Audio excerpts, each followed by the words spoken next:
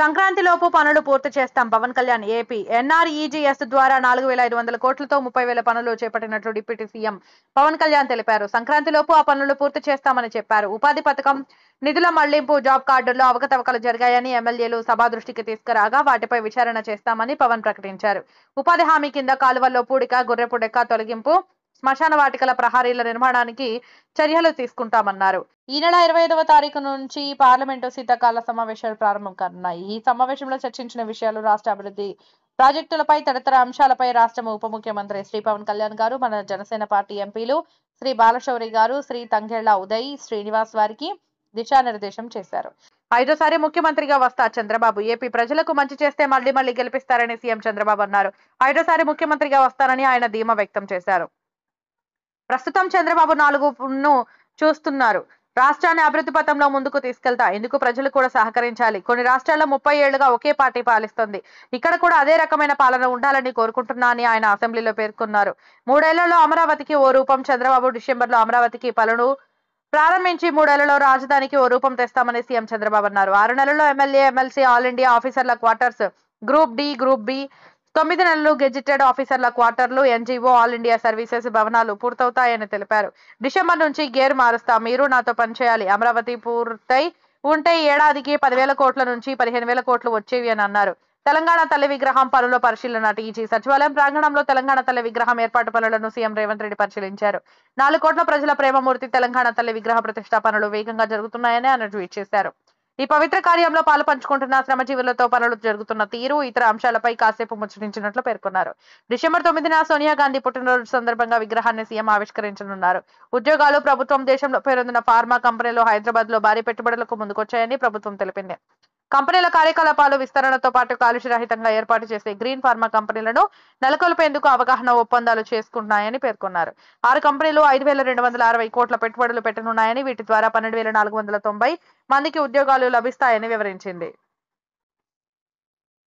జగన్ లంచం కోసం ప్రజలను తాకట్టు పెట్టారు షర్మిల. ఏపీ అదానీ అవినీతి కేసు నేపథ్యంలో జగన్ పై షర్మిల తీవ్ర స్థాయిలో మండిపడ్డారు. లంచం కోసం జగన్ ప్రజలను తాకట్టు పెట్టారు. అదానీ దేశం పరువు తీస్తే జగన్ రాష్ట్రం పరువు తీస్తున్నారు. పక్క రాష్ట్రాలతో అదానీ పవర్ యూనిట్ కు 1.99కు అగ్రిమెంట్ చేసుకుంటే రాష్ట్రంలో మాత్రం 2.49కు ఒప్పందం చేసుకున్నారంటే జగన్ కు లంచాలు ఇచ్చినందుకే కదా. దీంతో ప్రజలపై 1,00,000 కోట్ల భారం పడనుంది అని తెలిపారు. బోనస్ మాట బోగస్ అయ్యింది. హరీష్ రావు. టీజీ ఈనాం కొనుగోలు కేంద్రాల ద్వారా పత్తి కొనుగోలు చేయాలని హరీష్ రావు డిమాండ్ చేశారు. 500 రూపాయల బోనస్ ఇస్తామన్న కాంగ్రెస్ మాట బోగస్ అయ్యిందని ఖమ్మం పత్తి మార్కెట్ లో ఆరోపించారు. జిల్లాలో 3 మంత్రులున్న రైతుల సమస్యలపై సమీక్ష చేసే తీరిక లేదన్నారు. పెట్టుబడి సాయం ఇవ్వకపోగా మద్దతు ధర లేదని, రైతులకు రుణమాఫీ చేయలేదని ఆరోపించారు. ప్రతిపక్షాలపై కేసులు పెట్టడమే పనిగా పెట్టుకున్నారని హరీష్ రావు విమర్శించారు. మనసు చంపుకొని పనిచేస్తున్న రంగనాథ్. టీజీ హైదరాబాద్ లో అక్రమ నిర్మాణాల కూల్చివేతల విషయంలో మానవత్వంతో ఆలోచిస్తే సమాజం మొత్తం బాధపడుతుందని హైడ్రా కమిషనర్ రంగనాథ్ అన్నారు. కొన్నిసార్లు మనసు చంపుకొని పనిచేస్తున్నారని ఆయన చెప్పారు. అనుమతులు లేకుంటే పేదలవా అని ఆలోచించం, కూల్చడమే. ఇకపై కబ్జాలు జరగకుండా చూస్తాం. హైడ్రా పనితీరు వల్ల ప్రజల్లో అవగాహన పెరిగింది. వారి చెరువులే, నాలాల కబ్జాలను అడ్డుకుంటున్నారని ఆయన పేర్కొన్నారు. అసెంబ్లీ ఎన్నికలకు సిద్ధమవుతున్న ఆప్. ఫిబ్రవరిలో జరిగే ఢిల్లీ అసెంబ్లీ ఎన్నికలకు యాప్ సిద్ధమవుతుంది. ఇప్పటికే 11 మంది అభ్యర్థులను ప్రకటించింది. తాజాగా యాప్ ప్రభుత్వ సేవలపై చర్చకు రెవ్లీ పర్ చర్చ పేరుతో కొత్త కార్యక్రమంతో పాటు 6 గ్యారెంటీలు అనౌన్స్ చేసింది. ఇప్పటికే ఇస్తున్న ఉచిత విద్యుత్, నీరు, చదువు, వైద్యం, మహిళలకు ఉచిత బస్సు ప్రయాణంతో పాటు ప్రతి మహిళకు 1,000 రూపాయలు, పేదవారికి తీర్థయాత్ర యోజన హామీలు ఇచ్చింది. మా ఇంట్లో జరిగింది రేవ్ పార్టీ కాదు, బర్త్డే పార్టీ. సుష్మిత. టీజీ మంత్రి కొండా సురేఖ ఇంట్లో రేవ్ పార్టీ జరిగిందని జరుగుతున్న ప్రచారంపై ఆమె కూతురు సుష్మిత పటేల్ స్పందించారు. తమ ఇంట్లో జరిగింది రేవ్ పార్టీ కాదని తన కూతురు పుట్టినరోజు వేడుక అని వెల్లడించారు.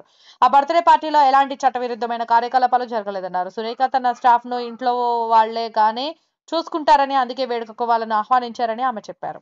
అదానితో దేశానికి నష్టమైతే తెలంగాణకు కాదా? కేటీఆర్. టీజీ గౌతమ్ అదానీ వల్ల రెండోసారి భారతదేశ ప్రతిష్ట అంతర్జాతీయంగా దెబ్బతిందని బీఆర్ఎస్ వర్కింగ్ ప్రెసిడెంట్ కేటీఆర్ అన్నారు.